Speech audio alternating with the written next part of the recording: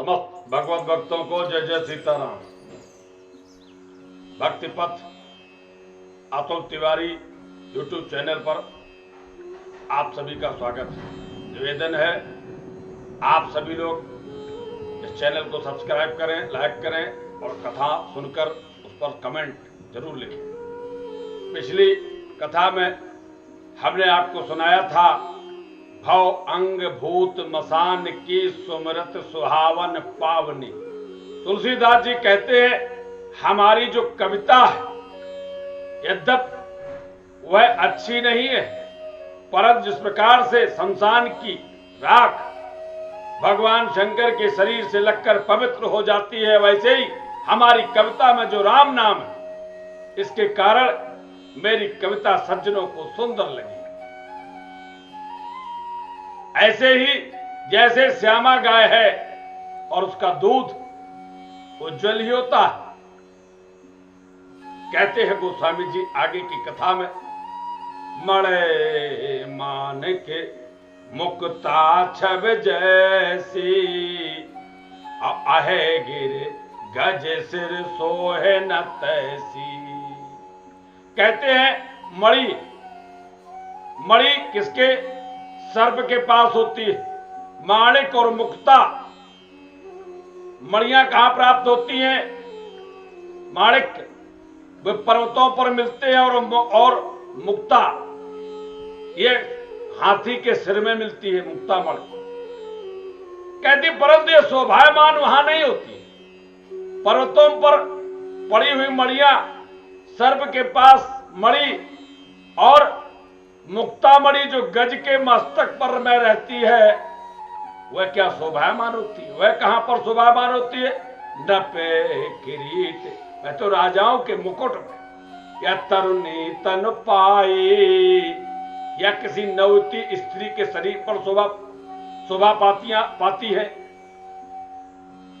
लहे सकल शोभा अधिकाई, यह वहीं पर अधिक शोभा प्राप्त होती है। वैसे ही तैसे सुकब कबिते बुध कहीं उपजहे अनत अनत छब लहीं। वैसे ही बुद्धिमान लोग कहते हैं कि सुंदर कवि की कविता उत्पन्न कहीं और होती है और शोभायमान कहीं और होती है। अर्थात इसका बड़ा ही सुंदर अर्थ है कि कवि कविता की रचना करता कहीं और है परंतु उसका प्रभाव कहीं और होता है। उसका आदर्श, उसका प्रचार, उसका विचार का अनुसरण वहां होता है जहां उसको समझने वाले लोग होते हैं, उसके गुणग्राही होते हैं। और कवि आगे कहते हैं भक्ति के कारण, जो कवि की भक्ति के कारण सरस्वती जी ब्रह्मलोक से दौड़ी चली आती। कवि उनका स्मरण करता है, मां शारदा का जो स्मरण करता है तो वह दौड़ी चली आती है। परंतु रामचरित सर बिन अनवाए और सो समझाए न कोट उपाए। जब कवि मां शारदा का स्मरण करता है तो ब्रह्मलोक से मां शारदा कवि की वाणी में आ जाती है, दौड़ती चली जाती है। गोस्वामी जी कहते हैं शारदा जी को आने में थकावट आ जाती है और वह थकावट कैसे दूर होती है? जब तक रामचरित रूपी सरोवर में मां शारदा को स्नान नहीं मिलता है वह थकी ही रहती हैं, उनकी थकावट दूर नहीं होती चाहे कितने भी उपाय किए जाएं। कब को विद अस हृदय विचारी गावहे हर जस कलमल हारी। और कवि इसी विचार को ध्यान में रखते हुए कि मां सरस्वती को थकावट दूर करनी है, उनका श्रम हरण करना है, तो अपने हृदय में विचार करके कलयुग के पापों को हरने वाले श्री हरि का स्मरण अपनी कविताओं में करते हैं, उन्हीं के यश का गान करते हैं। और कभी कभी ऐसा भी होता है मां शारदा का स्मरण कवि करते, मां शारदा दौड़ी चली आती। परंतु कवि क्या करते, किस कविता की रचना करते? कोई श्रृंगार रस की सांसारिक कविता का, सांसारिक लोगों के गुणों का गान करता है। गोस्वामी जी कहते कीने प्राकत जन गुण गाना और सिरे धिन गुरा सिरे धुन गिरा लगत पछताना। मां शारदा अपना सिर पीटने लगती हैं, पछताने लगती हैं कि हाय देखो इस कवि के पास में आई, परंतु यह किसका गुणगान कर रहा है। अर्थात यहां पर संकेत क्या है? संकेत क्या है? हमारे पास अगर वाणी की क्षमता तो सांसारिक लोगों के गुणों के गान में नहीं लगानी चाहिए, व्यर्थ। कोट जतन पच पच मरे, करोड़ों यत्न करके सूखी हुई नदी में नाव चलाने जैसा है। इसमें क्या करना चाहिए? अगर आपकी वाणी दी भगवान ने तो इस वाणी से भगवान के गुणों का गान करिए। यह संकेत मुख वह है जो हर नाम का सुमरन किया करे, यही तो है। नेत्रों से दर्शन किया करे। तो मां शारदा का श्रम हरण कैसे होता है? जब कवि सांसारिक मनुष्यों के गुणों का गुणगान करने लगता है तो मां सरस्वती अपना सिर पीटने लगती कि मैं इसके बुलाने पर क्यों आ गई, नहीं आना चाहिए। ये तो राम नाम रूपी सरोवर में हमें स्नान करा ही नहीं रहा। इसलिए गोस्वामी जी कहते मेरी कविता अवश्य थी।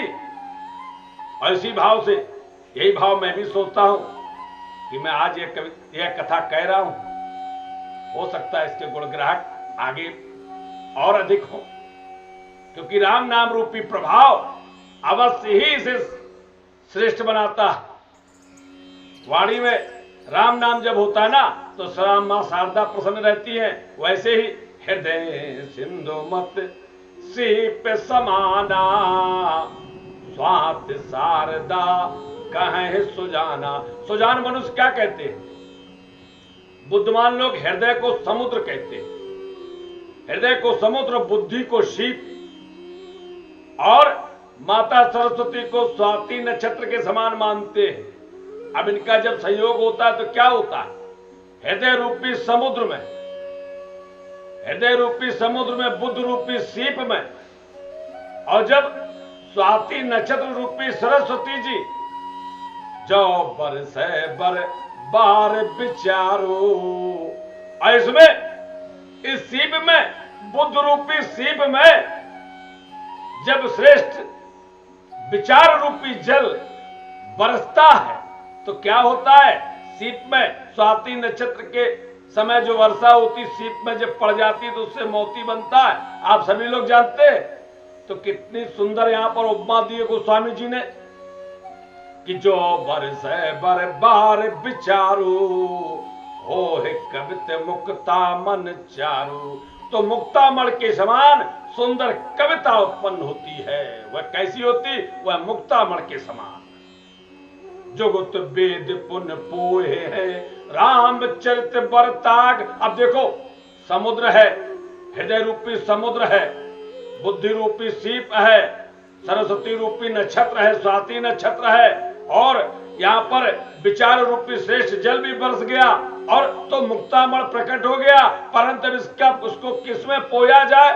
मोती बन गया, मोती आ गया। तो कहते कविता रूपी मुक्तामणियों को युक्ति से भेद कर, युक्ति से भेद कर रामचंद्र रूपी सुंदर तागे में पिरोकर सज्जन लोग अपने हृदय में धारण कर लेते हैं।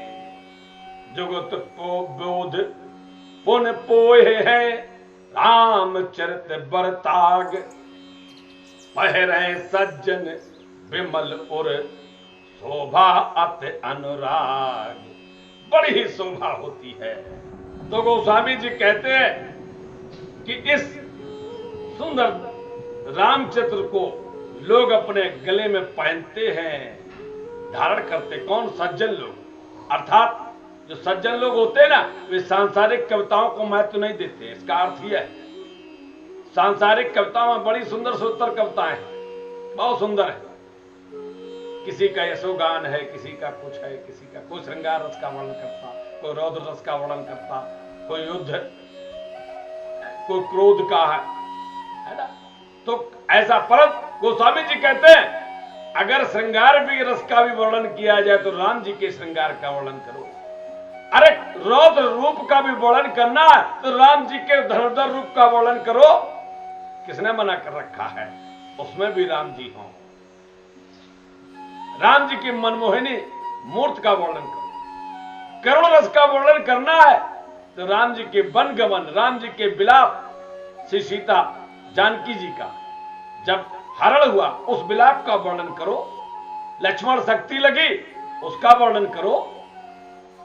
प्रेम का वर्णन करना है कि गिद्धराज जटायु और माता सबरी के चरित्र का वर्णन करो तो प्रेम रस प्रकट हो जाएगा। किसने मना किया है? और कहते हैं गोस्वामी जी संसार में ऐसे लोग होंगे जो ऐसी ही वंचक भगत कहा है राम के, किंकर कंचन कोह काम के, ये राम जी के भक्त कहलाकर लोगों को ठगेंगे और काम के जो गुलाम होंगे, धींगा धींगी धींग धर्म ध्वज धंधक धोरी, कहते धर्म की ध्वजा, झूठी ध्वजा फहराने वाले दम्भी होंगे, कपट के धंधों का बोझ ढोने वाले होंगे,